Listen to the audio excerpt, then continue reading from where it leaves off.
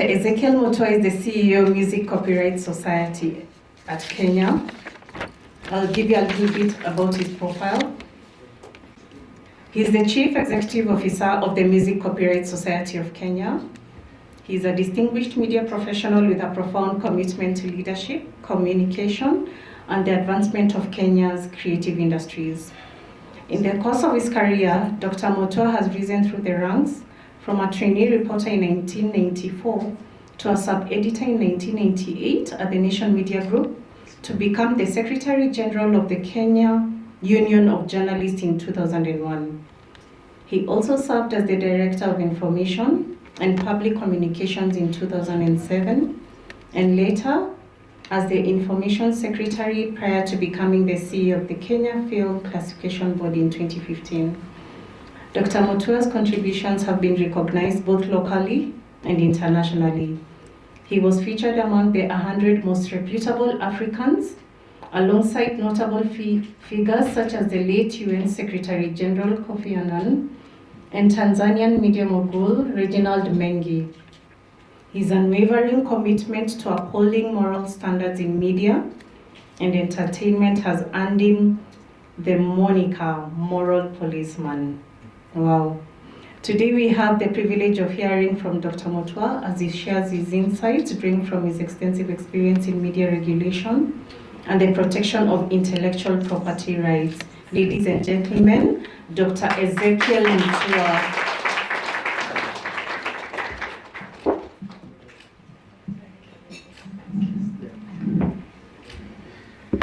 Well, thank you very much.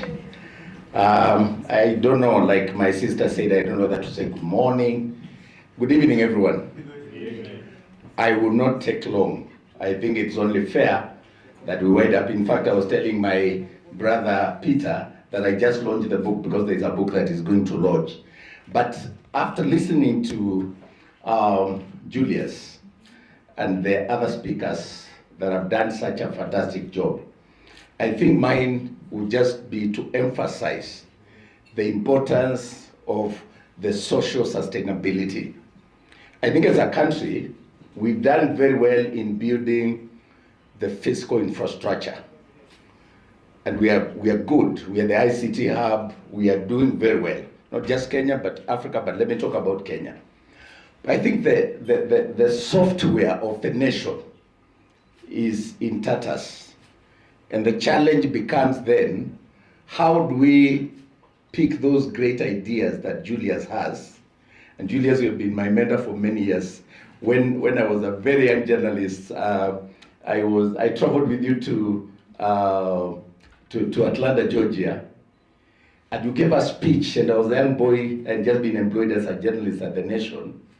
And I was like, if a Kenyan can be this bright, then I aspire to become great. And when I came back is when I got elected to as Secretary General of Kenya Union of Journalists, and the rest, as they say, is history. I have been looking at the issue of moral values and the space of the software of the nation, and how we can re-engineer the software of the nation to function in a way that all of us will contribute to national development and make it sustainable. Not just in media, not just in music, but in all sectors of the economy. One of the challenges I find is the fact that we are not committed to, we have a very good constitution as a country, but we don't have the spirit of constitutionalism. Good laws, but we don't want to keep the laws. We have to be forced to do that. And the challenge that I have tonight is how can we get the spirit of constitutionalism and recalibrate our approach to issues of accountability, to issues of moral responsibility, and ensure that those of us in positions of authority, in what they call the 7 spheres of influence, in government, in politics, in business, religion, in education. And let me talk about education. I get worried, Julius, when I see us guarding exams than the money in the bank. You know, we are doing exams now, but if you see the level of attention being paid, and people don't get worried, we do this year in, year out, and you don't worry, why must we guard exams like that? It's a moral rot. It's a moral decadence issue where until you're watched, you will not do the right thing, and therefore even in the issues that should really just determine a rite of passage from one stage to another, and I'm happy and comfortable in my skin, no matter what grade I get, we got to be watched with guns, and people have to be monitoring exams and investing so heavily in terms of security to guard exams. And we do it, and the minister is not worried, nobody's worried. We do it year in, year out. And for me, it's a software issue. And so I see, from where I sit as a media professional, as the media having a very great role. But see, when I was Secretary General of KUJ, and we helped to come up with the first code of ethics for the practice of journalism, we're hoping that the media will become more responsible and pay attention, because during my time as Secretary General of Kenya Union of Journalists, we didn't have a code of ethics. And so media was going,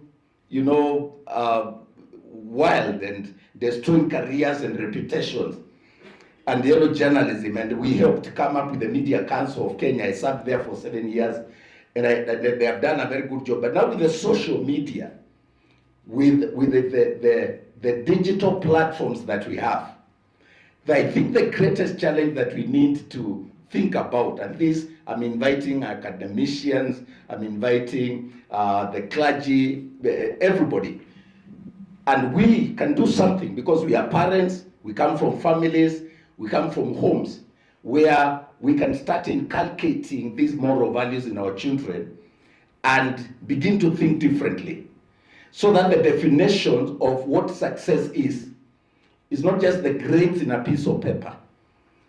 Because when I was growing up, and I'll say this, then I conclude, because I know you guys are tired, but I thank God at least you're paying attention. When I was growing up, I was assured that if I work hard and I'm disciplined, I'll make it in life. So I come from a place called Ngulini in Mwala, which is not on Google Maps, Machakos County. And I went to schools that closed down. Some of them don't exist. Between Form 1 and Form 6, I went to so many. Joe knows my story. And I didn't look like I had a future because of where I came from. But when I behaved well in school and did my assignments, my teachers applauded me, they affirmed me, and they told me you can make it. So I had mentors, even though we didn't know them in that sense, who inspired me to work hard because there was a prize. So the reward punishment model worked, that if you work hard, even if you came from a poor background, you had a space on the table. And we are sure that you'll make it in life. You'll get a good job. If you are hardworking, you are disciplined. So, because my father was a different story, and I hope you will not take offense. He's 112, by the way, and he still watches me on TV. Because he had gone wayward because of many things, I avoided those things that my mother used to tell me were the reason why my dad was like that. And I realized that that mentorship and the words that we speak to our children, and how we pay attention, no matter how poor you are, no matter where you come from, your dreams are valid, and you can inculcate those values in your children to tell them you can be like Julius, you can be like so and so. And if we can get there and use media and music and put regulations that will ensure that TikTok is not just a platform for wasting time, that we can use like the Gen Zs did, the expertise, and push for an agenda. That all of us who are here, and I'm so happy that I have so many mentees who just saw the poster and they say they will come, who are doing great things. I thought there would be time for me to tell their stories. Judy Mwende from Makueni, who they finished school, and instead of saying there are no jobs and whining and writing another lamentation book, she went to Makueni, and out of the inspiration of Governor Professor Kivuda Kibwana, she started a company, and she's processing mangoes and doing stuff and employing people, and there are many here. I think we need to go back to the basics. I think we're not going to get it right if we concentrate on the hardware and forget about the software. There is need for us to pay attention on the quality of our education and what it means for our future. And the challenge that I have tonight for all of us is that we lead from where we are. Lead where you are. Be an example. No matter how small the business, lead with ethics. Joe, you really challenged me. I knew about George and I've heard about those stories because we share a lot of friends.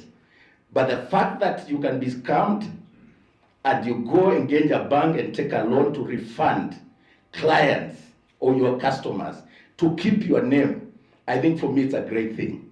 And we honor you for that. Let's appreciate Optiven and everyone who is here. The issue of the brokenness of our moral fabric is key to this sustainable development. And I always tell people that moral values are critical to building a foundation. Just having a moral code of right and wrong and not to be policed, for you to have that sense of right and wrong and do the right thing, like I must do, bring this speech to an end because of time. And thank you very much. God bless you.